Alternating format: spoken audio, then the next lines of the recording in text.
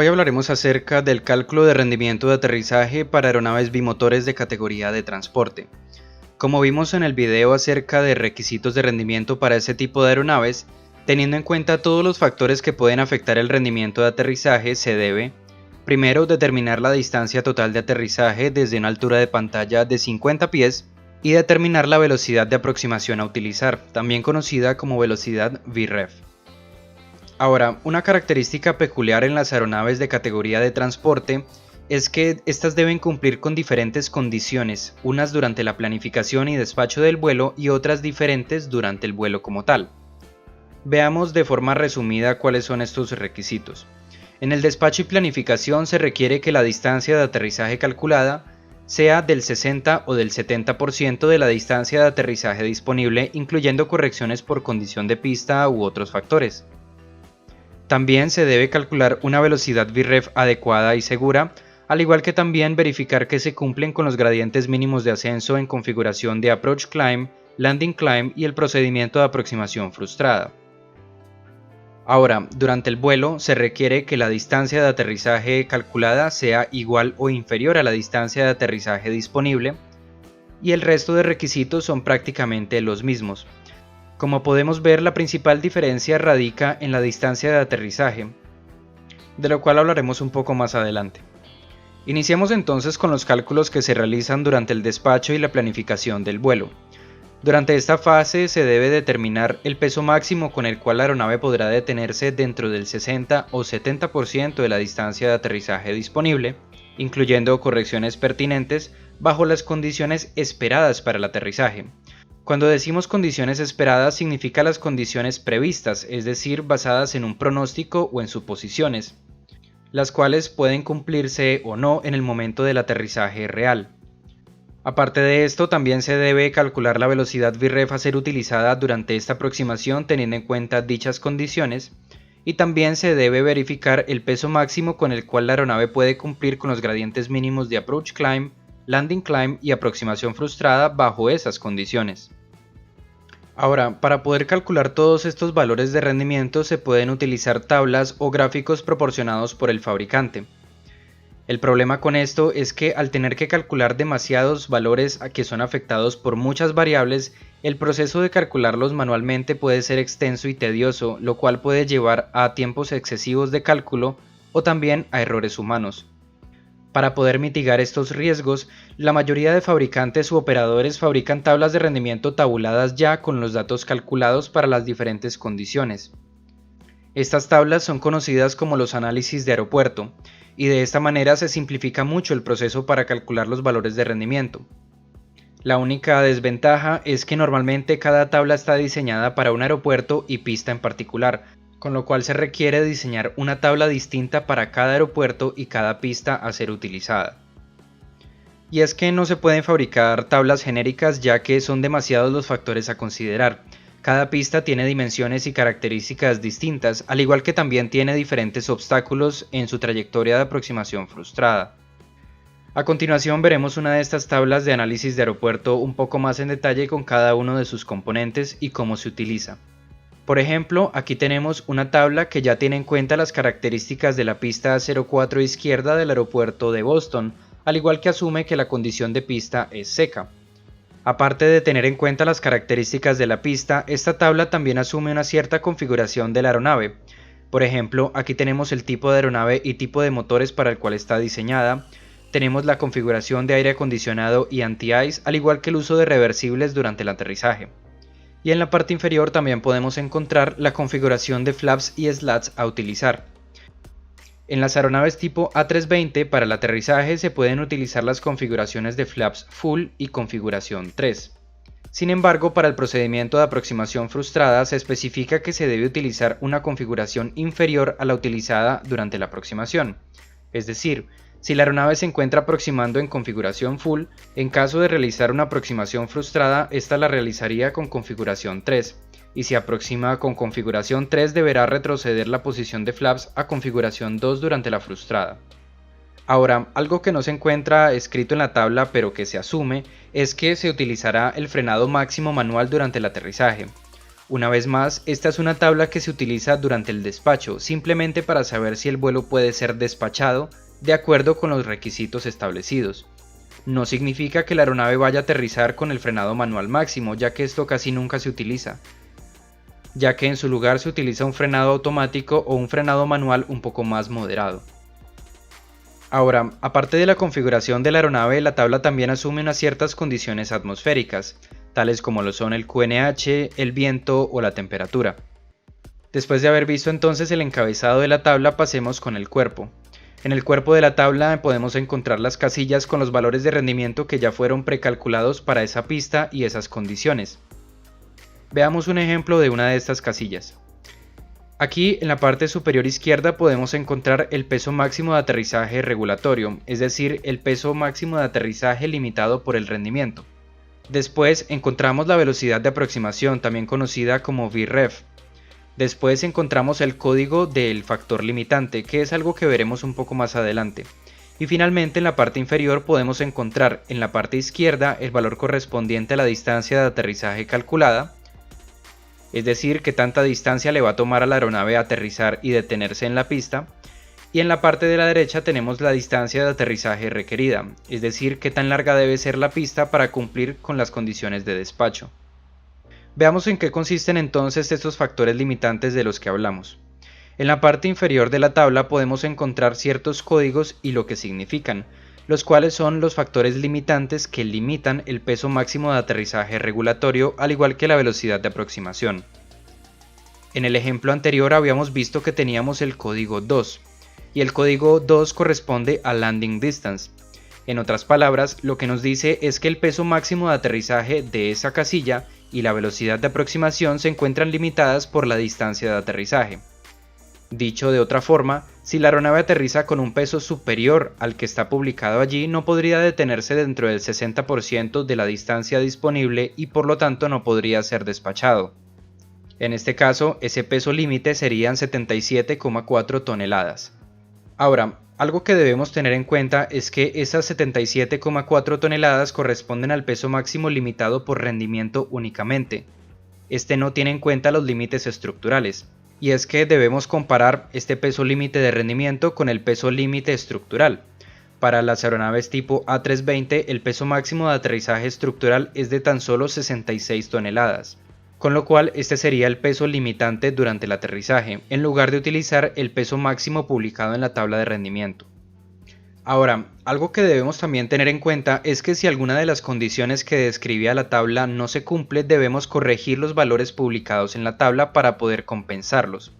En la parte inferior de la tabla podemos encontrar las correcciones. En este caso solamente está disponible la corrección por condición de pista. Como habíamos visto al principio, en el encabezado de la tabla decía que asumía que la pista se encontraba seca.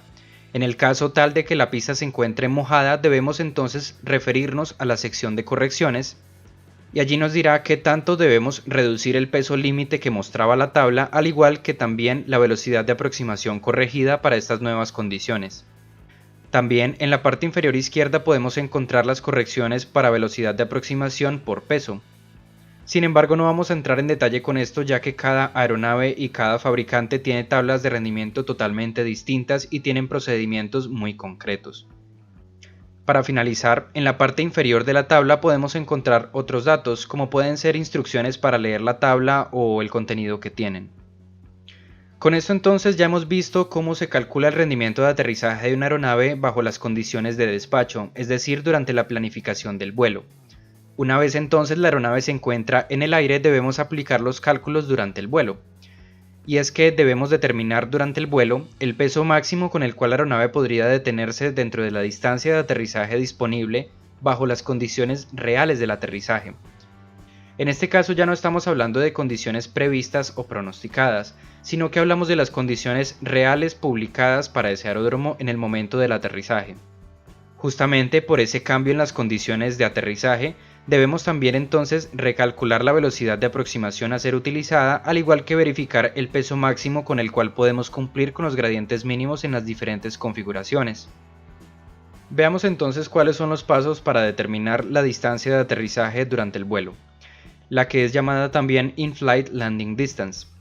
Si bien el operador o aerolínea puede desarrollar tablas específicas para una cierta pista o aeropuerto, el fabricante también proporciona tablas genéricas que permiten determinar estos valores manualmente para cualquier condición y para cualquier pista.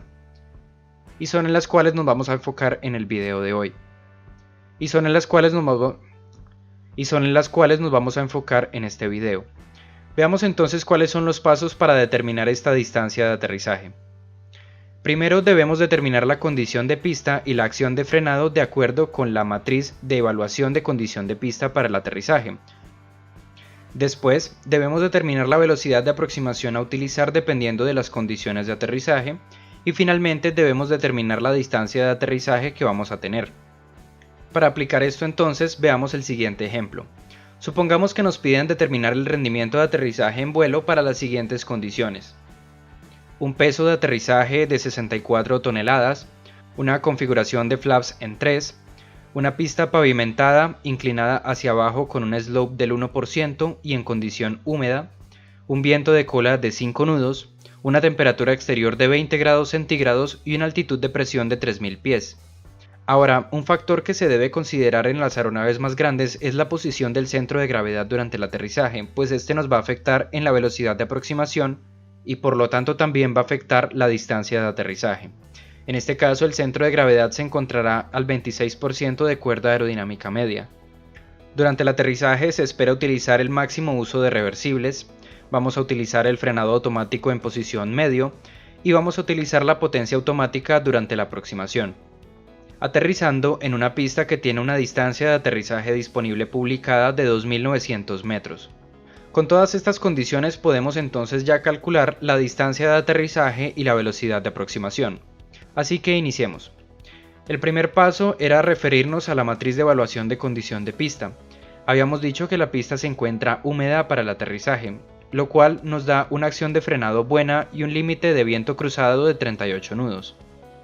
Después de haber obtenido esta información pasamos a calcular la velocidad de aproximación. Esta tabla en particular nos indica que la velocidad de aproximación a ser utilizada corresponde a la velocidad VLS, que es la velocidad mínima seleccionable en este tipo de aeronaves, más el valor de la corrección de aproximación. Así que primero debemos determinar cuál va a ser nuestra VLS, dependiendo de la configuración de flaps y nuestro peso.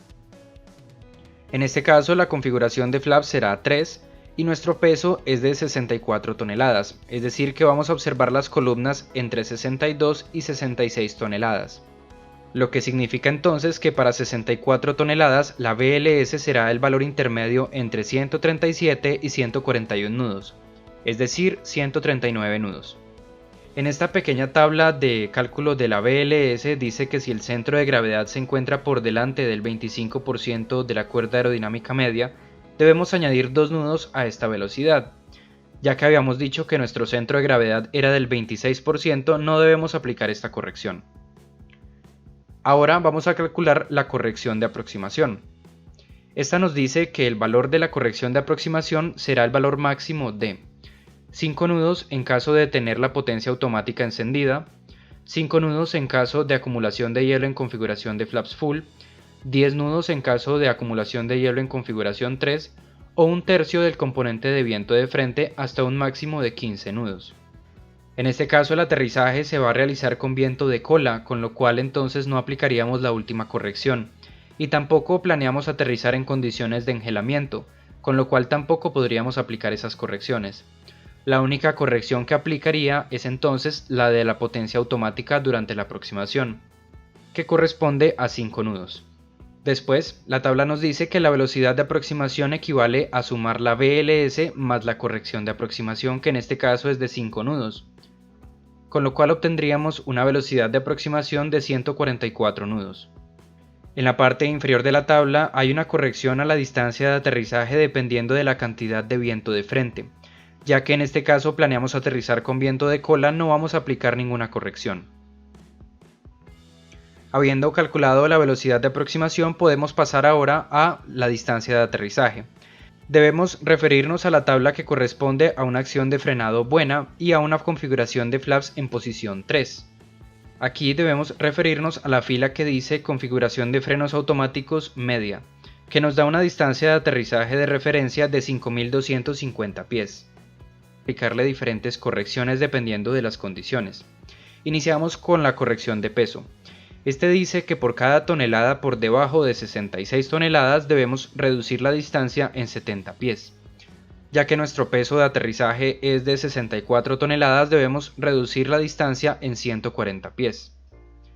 En la columna de velocidad no vamos a aplicar ninguna corrección, ya que como vimos en la tabla de velocidad de aproximación, no requerimos realizar este paso. En la parte de altitud dice que por cada 1000 pies de elevación del aeródromo por encima del nivel del mar debemos aumentar la distancia en 250 pies. Ya que la altitud de presión es de 3000 pies, debemos incrementar la distancia en 750 pies. En la sección de viento dice que por cada 5 nudos de viento de cola debemos aumentar la distancia de aterrizaje en 730 pies. Y ya que 5 nudos es exactamente el valor de viento de cola que tenemos, aumentamos entonces esos 730 pies.